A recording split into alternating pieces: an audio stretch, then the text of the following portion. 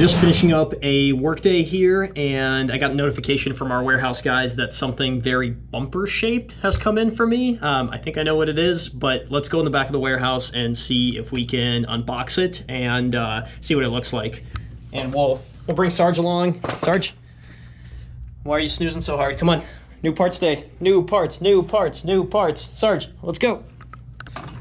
He's coming, it just takes him a while. We're gonna grab whoever's still around at the office. Looks like Kang is here. Hey Kang, you wanna do some filming for us? Sure thing. All right, follow along. We don't have to go at Sarge's pace. We can go a little bit faster than that. But it looks like I got some good stuff coming in. I've been ordering a bunch of things, and with COVID, it's kind of slowed down some of these shipments. But I'm happy to say this one actually is very quick. I ordered it from Malaysia on Thursday, and it's Monday today, so showed up very quickly. But there it is, like I said, very bumper-shaped package. This might actually take me a while to unwrap. We might be here till the end of the night.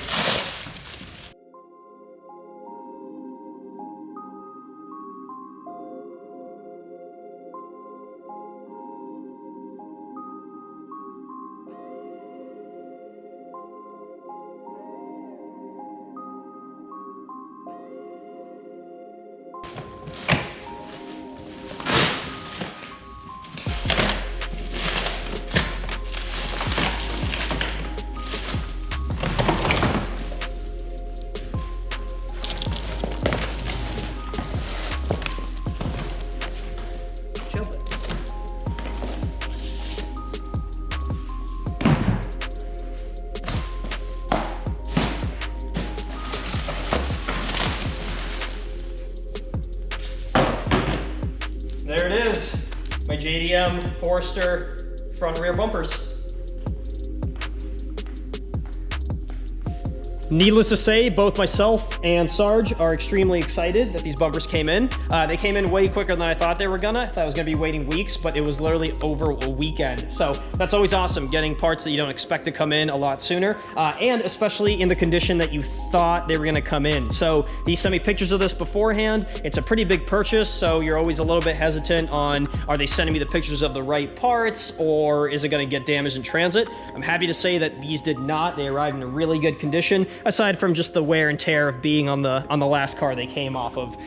But incredibly excited to get these on my car. It's a look I've really been chasing for years, really. I've loved this kit since I first saw it years and years ago, and I just haven't committed to purchasing it, partly because they're a little bit hard to find, and when you do, they're very pricey. So I ended up just sort of committing to this because I know that's what I want the final look of my car to look like, and if I'm gonna be painting it, then I really want to not compromise on anything. And so this one is gonna be awesome, especially with a stance look. I've seen a couple of pictures online, some videos of this kit on stanced out cars, and it looks absolutely awesome. I think the lip here on the rear bumper, especially with how it comes out like this, really accentuates a big cambered wheel in the back. And then the front as well, it pops out here rather than sort of rounding into itself like most Forester bumpers do. So it's almost like there's an integrated lip already. You don't need a secondary lip on the bottom of it. So I'm incredibly excited to get this on the car. I'll probably mock it up for you guys, and then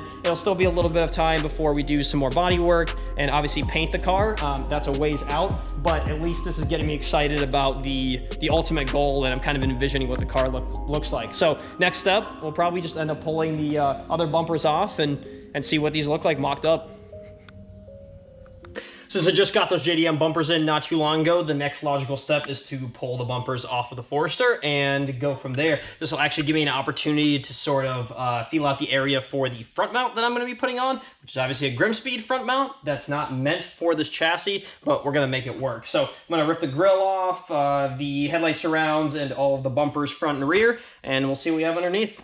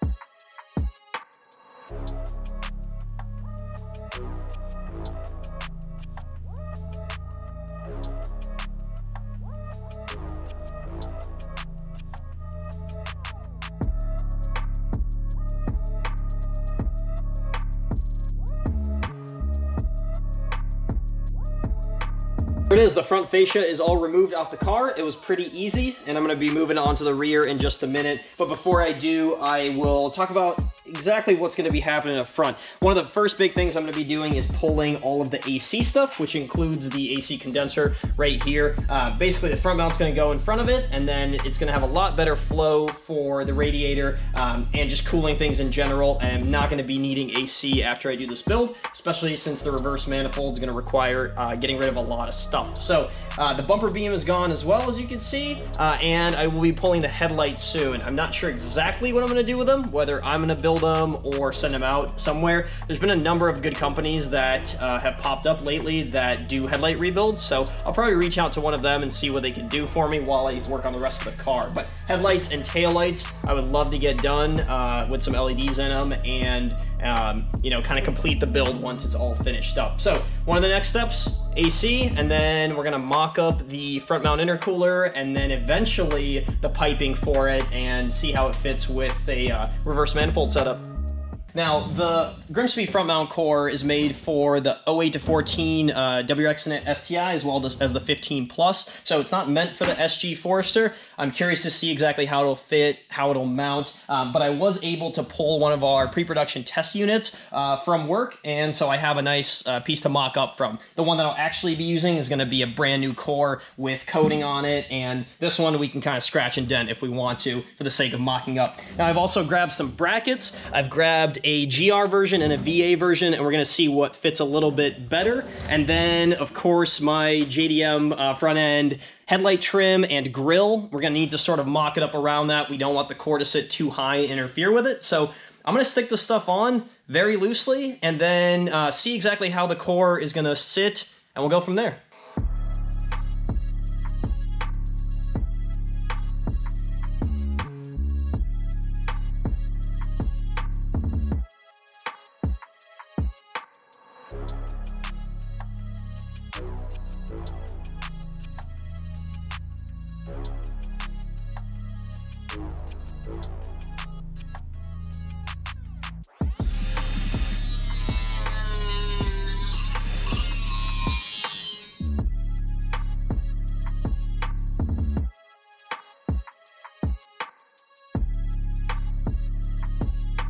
So the mock-up went a lot more smoothly than I thought it was gonna. I had to trim a little piece and then take some bolts out just to clearance things to actually fit it into place, but surprisingly enough, it fits well given the size of the huge core. So well enough that I went down to my basement, I pulled the JDM bumper to do a test fit with that since I have to trim a little bit, and I gotta say, it's almost perfect.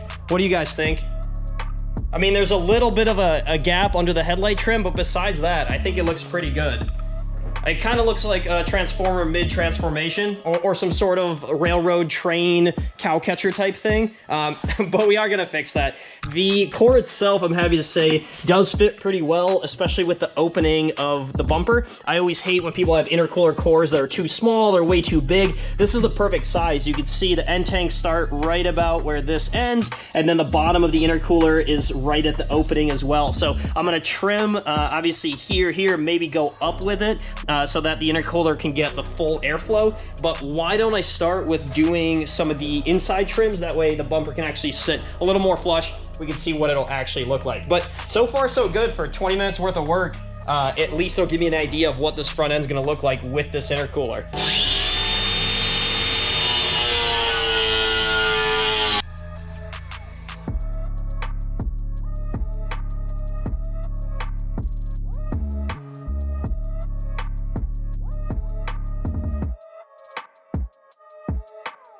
I'm actually pretty astounded at how well this is all fitting together. It's a core that doesn't belong in this chassis along with the JDM bumper, and it's working together pretty damn well. Obviously there's some gaps and stuff because it's still a mock-up, but overall, I mean, the front of the bumper fits nicely on top of the intercooler core here, especially once that's in a little bit more, and all I really had to do was make one trim underneath. Now I have to do a couple little trims here to make it fit a little more flush, but I mean, it fits pretty good overall. So one of the next steps is figuring out which mounting bracket I'm gonna have to work with. So this one's kind of a shorter one. I could always put a threaded rib nut in here and do it that way, but I think this bracket, especially with this cool GS logo on it, might be able to fit on the existing threaded portion here, as long as I play around with it and bend it a little bit. But before I do that, how about I throw the grill on and we can take a look at what the front end is gonna look like when it's all finished up.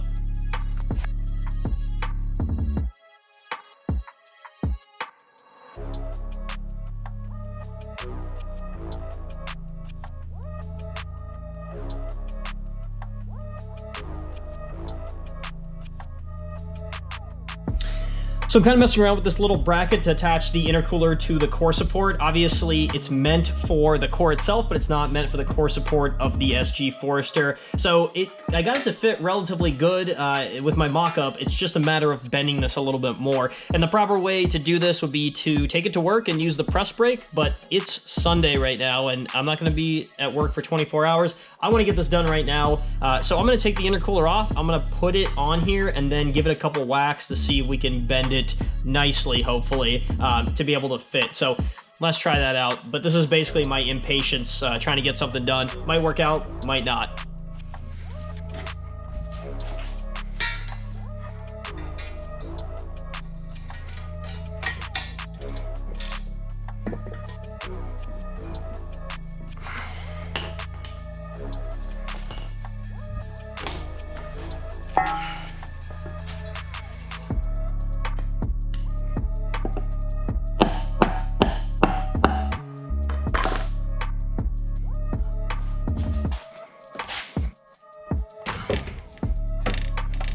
So a couple of whacks definitely straightened it out, and the intercooler is sitting pretty perfect right now.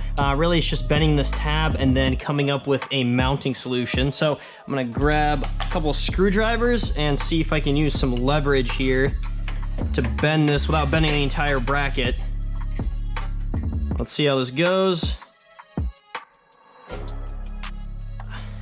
That looks like that bent up pretty good. Probably a little more straight.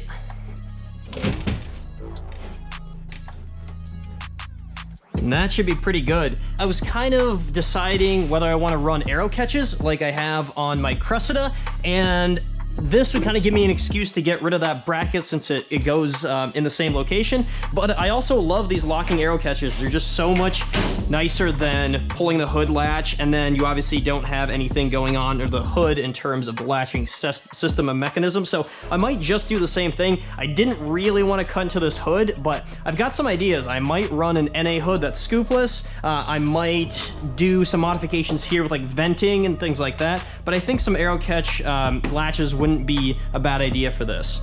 So let's pull this off just with a couple of bolts.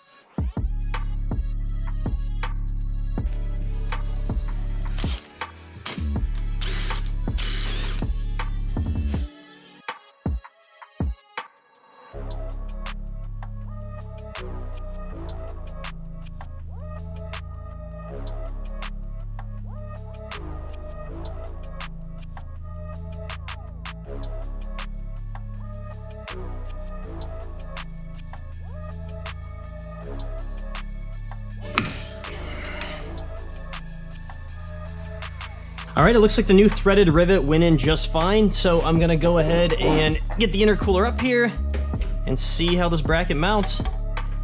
Oh, dead on, perfect. That's what happens when you measure and make sure everything is good before you drill.